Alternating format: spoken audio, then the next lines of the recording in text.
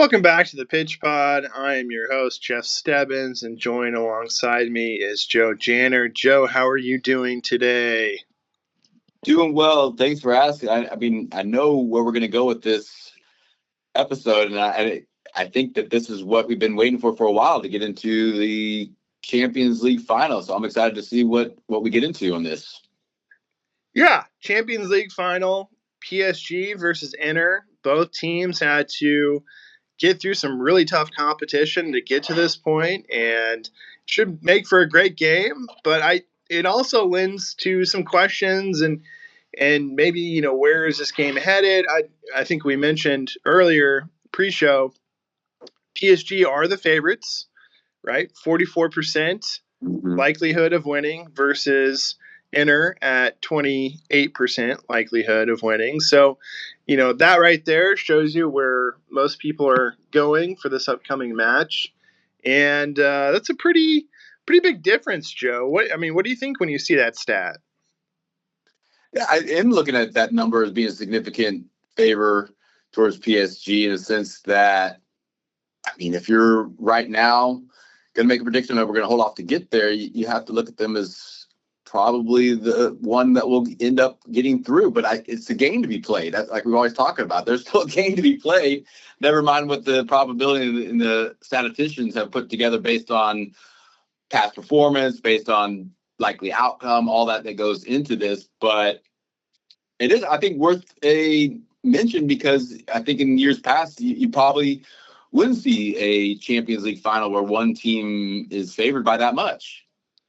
Right. And it's interesting because PSG, I think everyone knows, they sold off Mbappe. Mbappe is at Real Madrid. And I think this is pretty shocking to most people. PSG is having a better Champions League performance this year without Mbappe. Meanwhile, Real Madrid, the champions last year, didn't make it to the final with Mbappe. So tell me, what's going on there, Joe?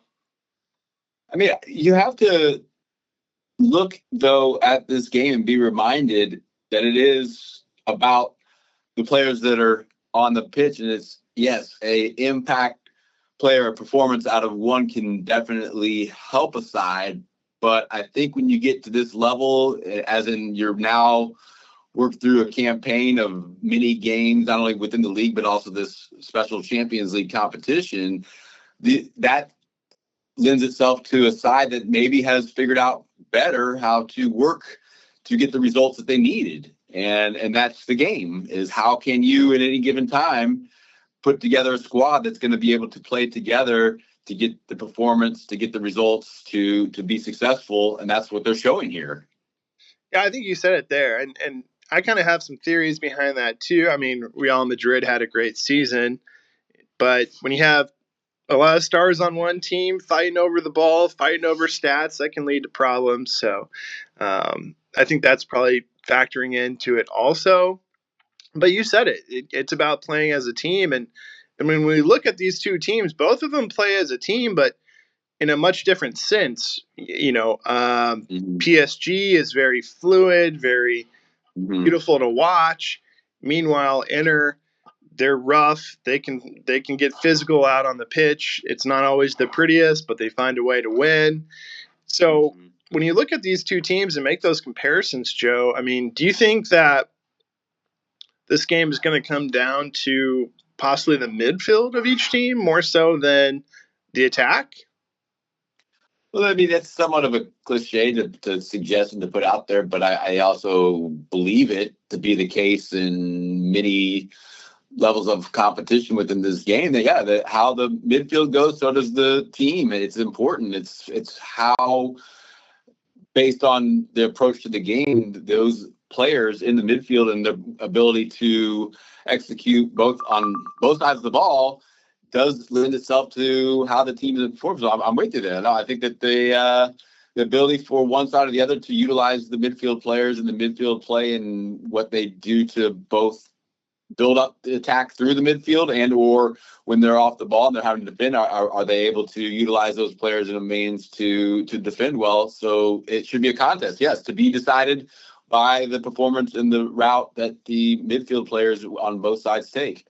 Yeah, I think it's going to be big competition in the midfield, and should make for a fun game to watch. And going back to the fact that PSG are the heavy favorites here, Joe, I mean, why is that? Because both teams are stacked with talent. Both teams play well together, but why is PSG? Why do they have such a advantage based on the stats going into this?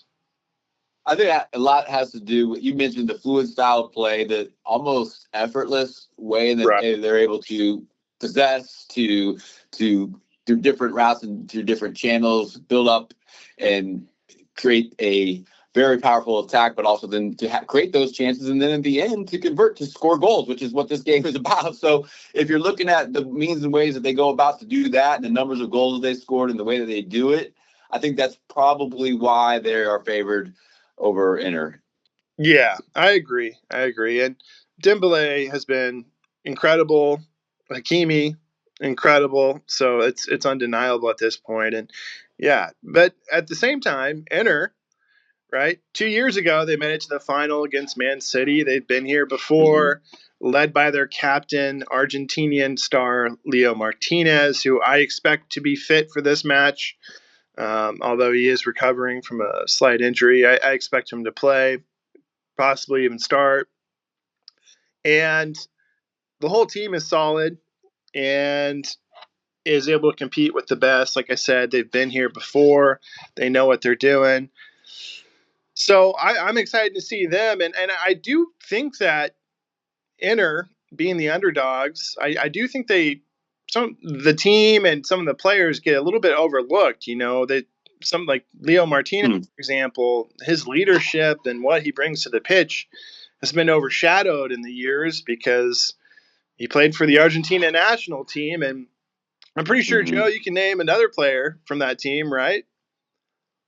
You talk about the Argentinian national team. You want me to say Messi he's found himself into this episode somehow through the connection of Leo Martinez, and okay, fine, there he is. There's a name drop. There he is out there doing what he does. There Yes, you of go. course. We said it. We said it. Okay. Yes. So I don't feel like he gets enough credit. I don't feel like the team gets enough credit. But I also feel like they kind of fall into the boat of maybe an Arsenal where I wouldn't say that any team out there is really a whole lot better or has a more talented squad, but for whatever reason, they have trouble finishing it off and winning their league or winning the Champions League, what have you. For whatever reason, when it comes to the end of the season or that final match, they have trouble closing. And I don't know why that is. It's kind of that intangible thing that's hard to describe. But I feel like PSG is the opposite, where they find a way to win. Like maybe you don't expect to win, but somehow they do.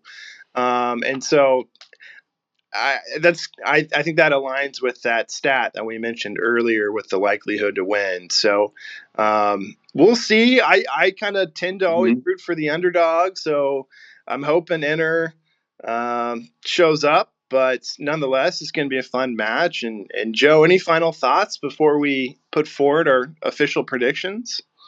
Sure, I'm with you. I think it's going to be an exciting game to get into. It's definitely going to be competitive.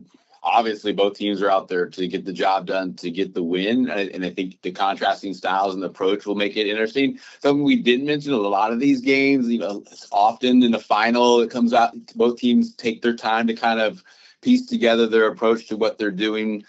And it lends itself to maybe having a little less goals scored. I don't know if that favors one side or the other.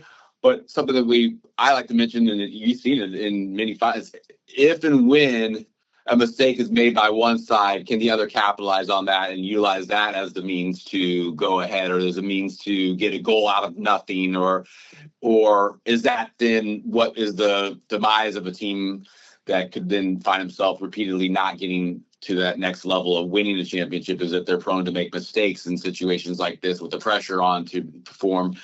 That's something I'll be looking for. Is going to be a game where it's flawless in a sense. Both teams are doing their best ability to be the team that they are going to be out there and to do their job to get the result?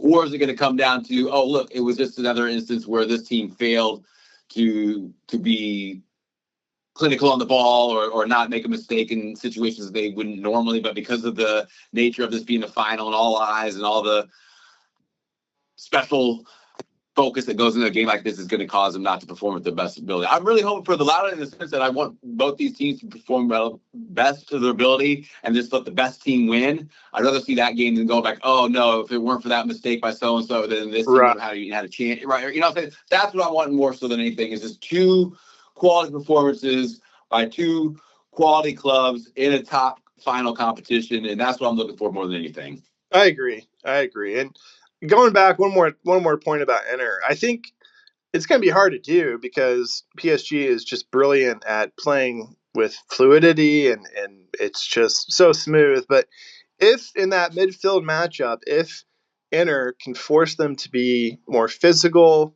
if they're a little bit more rough, aggressive on the ball than typical, and kind of force PSG to play their style, I think that would lend itself to Inter. I think that's the game that they want to play. It's not.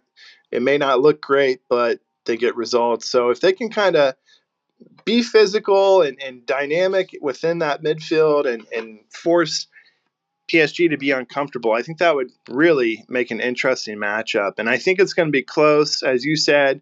Probably not a ton of goals in this one. But Joe, why don't you go ahead and lead off the predictions, if you will?